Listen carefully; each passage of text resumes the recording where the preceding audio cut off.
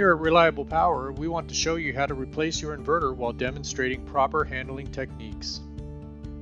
The tools you need are an AC connector tool, MC4 connector tools, and a DC amp meter. Before we begin, we want to make sure the inverter is shut down by touching the button 2 times.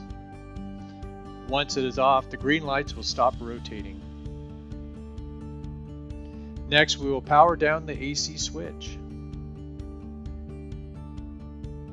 With a clamp-on DC meter, we'll make sure there is no current flowing through the cables.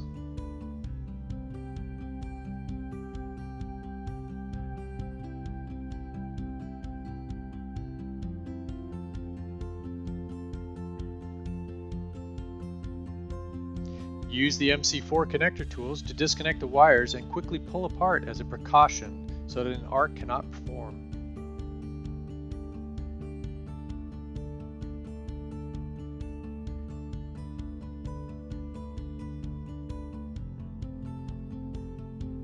Once the DC strings are detached, we will disconnect the AC wire by inserting the AC tool into the square hole with the arrow and twist, allowing you to pull apart the connectors.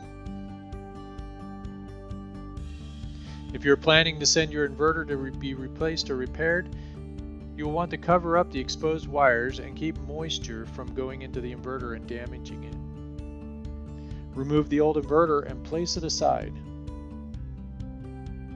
Make sure to never handle the inverter by its AC or DC cables, as this might cause damage and void the warranty. Carefully remove the new inverter from its box, taking care not to pull or bend on the wires as they may damage the inverter.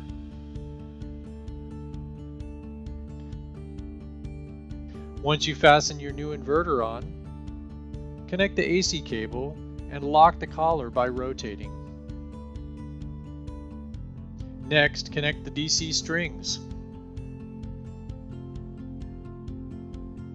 After connecting the DC strings, the inverter will blink red because there is no AC power.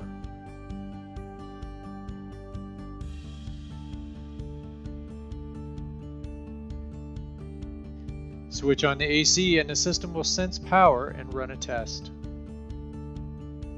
The button LED should now be green. Now we will touch the button 3 times to unlock and start the inverter.